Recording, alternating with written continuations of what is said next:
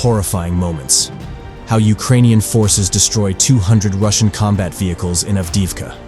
On October 10, a trio of Russian brigades attacked toward Avdiivka, a key Ukrainian strongpoint just northwest of Donetsk in eastern Ukraine's Donbas region. The attack, which was preceded by a heavy artillery bombardment, was an obvious fixing operation, an effort to draw in Ukrainian brigades from across the 600-mile front of Russia's 21-month wider war on Ukraine, and pin them in place so they can't fight elsewhere. It hasn't worked. Ukrainian officials have already identified the Avdiivka push as a Russian fixing operation, and they are unlikely to unduly commit Ukrainian manpower to this axis. The Institute for the Study of War in Washington, D.C. noted just a day into the Russian assault.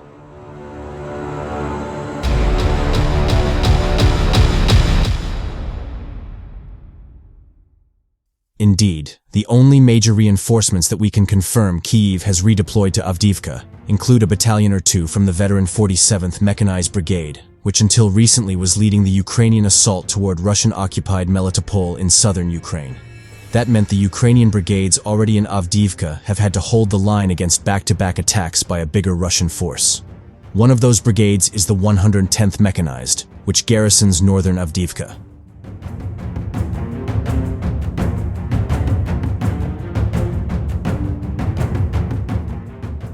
The 2,000-person 110th neither is Ukraine's most experienced brigade nor its best equipped.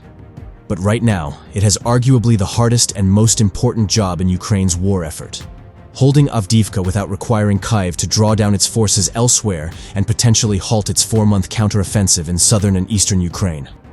There are no words to describe the heroism of the soldiers of the 110th Mechanized Brigade, Ukrainian journalist Yuri Butusov wrote.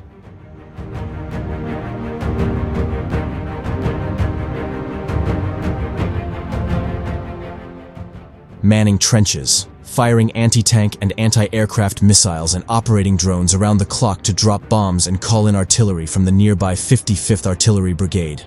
The 110th Brigade destroyed 200 Russian vehicles and killed 800 Russians in the first 13 days of fighting, according to Butusov. Phenomenal numbers, the journalist wrote. Hundreds of corpses are lying on the plantations and fields. The 110th's ambivalent armament makes its feat even more impressive. Its vehicle is a combination of Soviet, Czech and Dutch models are pretty old, on average. It operates thinly protected, ex-Dutch YPR 765 armored personnel carriers, equally light BMP-1 infantry fighting vehicles it inherited from the Soviet Army plus artillery Dana, mobile howitzers and RM-70 rocket launchers from the Czech Republic's surplus stocks.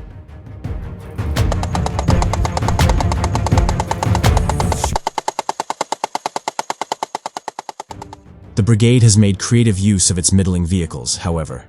A video a 110th trooper shot in March depicts the brigade's YPRs performing a seemingly odd dance, advancing, then reversing, then advancing again, while attacking across a muddy field, firing their heavy machine guns at nearby Russian positions.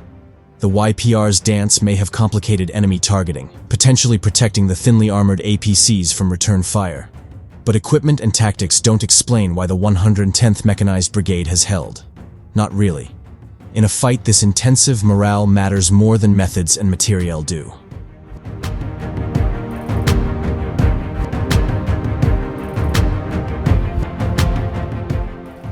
This brigade has been defending Avdiivka without any rotations at all for 1.5 years, Butusov wrote. A significant number of units constantly live in their positions without any exits from Avdiivka, which is fired at by all types of weapons. It's even hard to imagine, the journalist added. These men of steel fight in conditions that no army in the world can withstand. The Russians simply run away in such conditions. Dug in and dialed in along the Russians' likeliest assault lanes, the 110th likely will lose, only when it quits. Our soldiers are tired from long battles, Butusov wrote. The Russians also hope that the Ukrainians will get tired of killing them.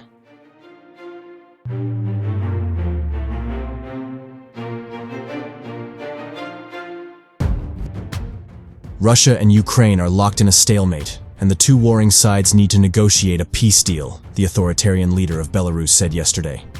Alexander Lukashenko, an ally of Russian President Vladimir Putin, added, "There are enough problems on both sides, and no one can do anything and substantively strengthen or advance their position. They're there head to head, to the death, entrenched.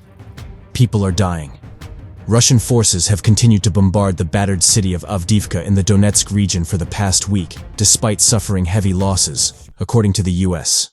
But the vast front line in Ukraine has moved little in the past year, despite Kyiv's grueling months-long offensive.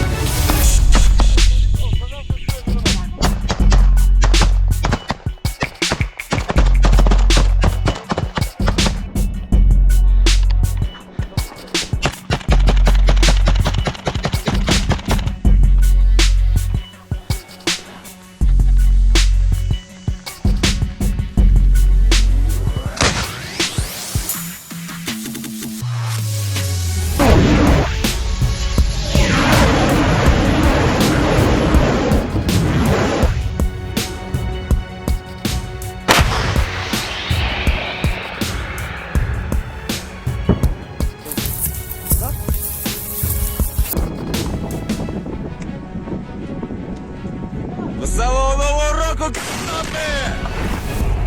Уху!